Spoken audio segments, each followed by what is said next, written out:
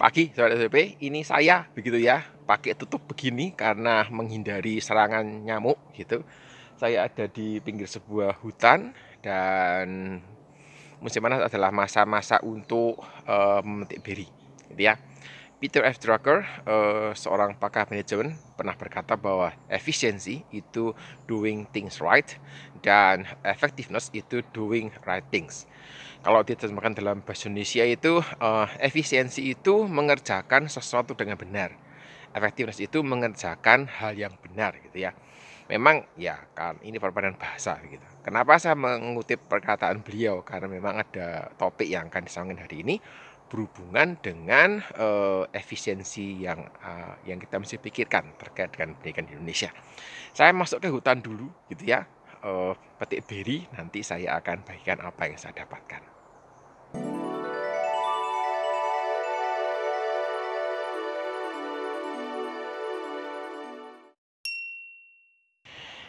Ya, setelah diserbu banyak nyamuk begitu ya, asli tuh saya gitu ya. Diserbu banyak nyamuk tadi, saya dapat sekitar 10 liter blueberry. Ini blueberry liar begitu ya. Jadi tidak ikut menanam, tidak ikut memelihara, cuman bisa ikut panen. Itu satu hal yang saya masih bersyukur karena Tuhan menciptakan hal-hal yang luar biasa untuk kita nikmati bersama. Jadi saya lanjutkan, biaya pendidikan di institusi swasta itu memang cukup tinggi karena institusi swasta itu harus berjuang sendiri untuk mendapatkan dananya. Jadi mereka mencari donatur, mendapatkan uang gedung misalnya, kemudian SPP, dan itu beberapa memang cukup tinggi. Sekolah yang dibanderol sebagai sekolah internasional memberikan juga SPP yang lumayan tinggi. Dan ini berbeda dengan sekolah negeri yang didukung oleh pemerintah. Tetapi memang pengembangannya memang mesti dipikirkan. Artinya sekolah negeri itu yang ada di kota besar biasanya memang punya faktor pendukung lebih banyak daripada yang ada di daerah.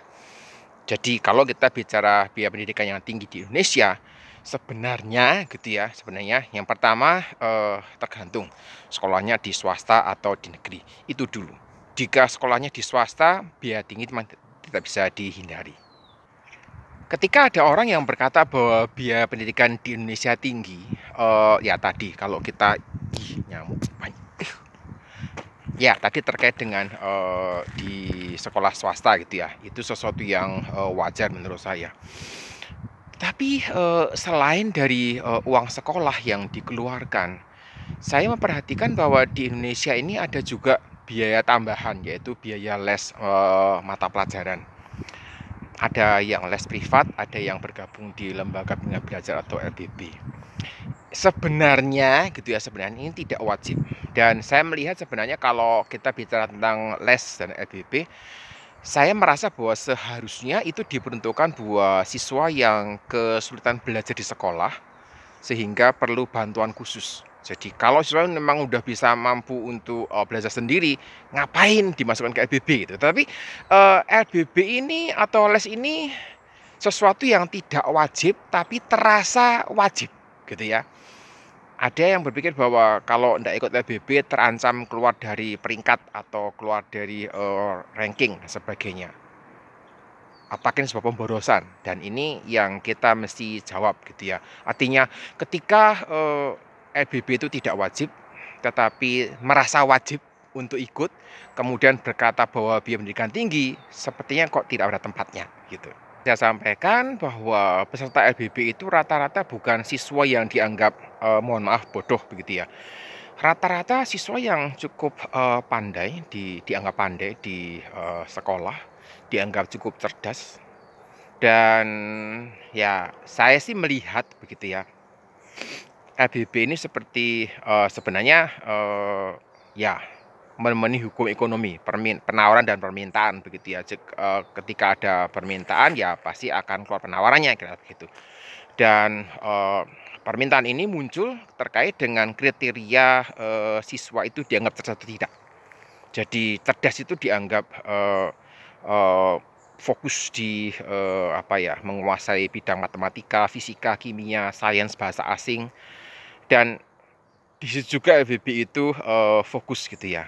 Saya saya belum pernah menemukan gitu ya, ada LBB yang berkutat di bidang seni, di bidang sosial, olahraga, nggak ada. Kenapa? Karena kriteria kecerdasan seseorang itu ditentukan berdasarkan matematika, fisika, kimia, sains, dan bahasa asing.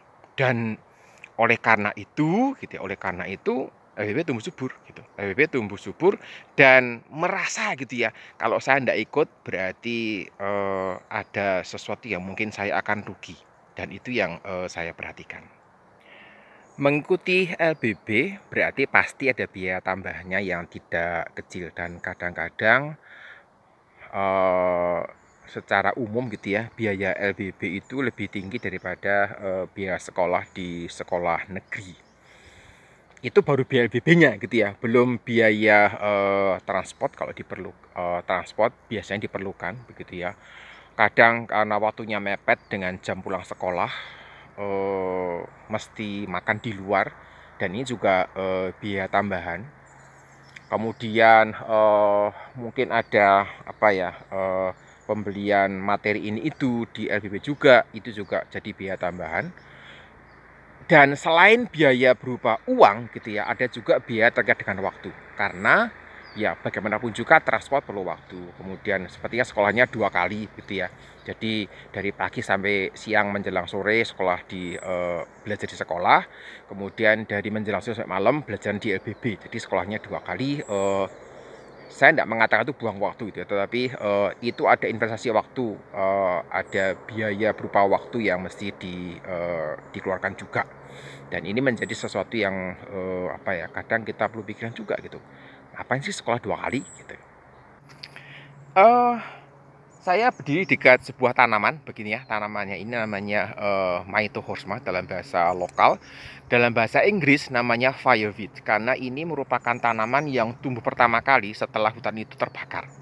Dan bunganya ini berwarna magenta gitu ya, sehingga cukup apa ya, ungu begitu, cukup menarik, indah dipandang mata begitu. Bisa dimakan gitu ya, bunganya juga bisa dimakan, dan ini biasanya orang masukkan ke dalam kue, es, dan seterusnya. Saya lanjutkan. Orang mengatakan, biaya LBB kan murah gitu ya. Murah atau mahal itu pasti ada pembandingnya, relatif. Dan buat keluarga yang pas-pasan gitu ya, biaya LBB bisa dianggap cukup tinggi. Kemungkinan besar gitu ya, kemungkinan besar hal ini yang mendasari pertanyaan muncul di Quora gitu, bahwa biaya pendidikan kok jadi tinggi di Indonesia gitu, karena ya tadi mungkin dari keluarga yang terbatas kemampuan finansialnya, kemudian merasa harus ikut LBB, dan ini menjadi sesuatu yang membebani. Saya bisa mengerti akan hal itu.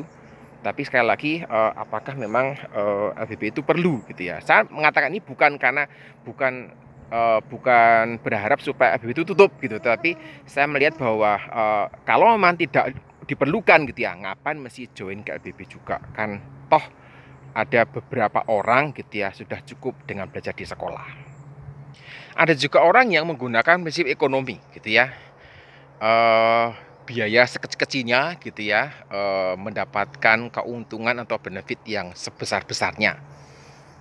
Ya, orang kan bebas begitu ya, bagaimana menilai sesuatu. Tetapi saya melihat bahwa pendidikan itu adalah sebuah investasi jangka panjang yang tidak bisa segera dipanen hasilnya. Artinya mungkin apa yang dipelajari ketika SD atau SMP itu baru terasa gunanya ketika dia kuliah gitu. Atau mungkin bahkan setelah lulus kuliah. Dan karena ada perasaan begini, ada perasaan, saya ini sudah keluar biaya besar, saya ini sudah keluar biaya cukup tinggi, tapi kok tidak segera dapat hasilnya. Kok misalnya, kok anak saya kok seperti ini gitu, kok saya sudah belajar ini kok hanya begini saja begitu.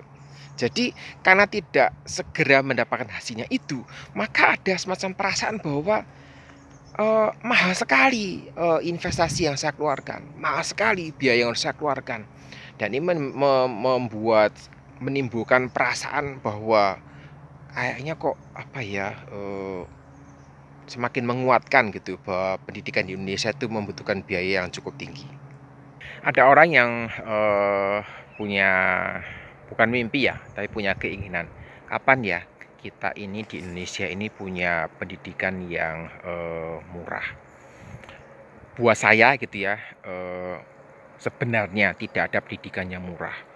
Kalau hanya dari sisi uang gitu ya, karena kita perlu waktu, kita perlu support yang lain-lain juga gitu. Tapi pada waktu kita bicara tentang pendidikan yang murah, sumbernya dari mana gitu ya? Sumbernya juga dari pajak.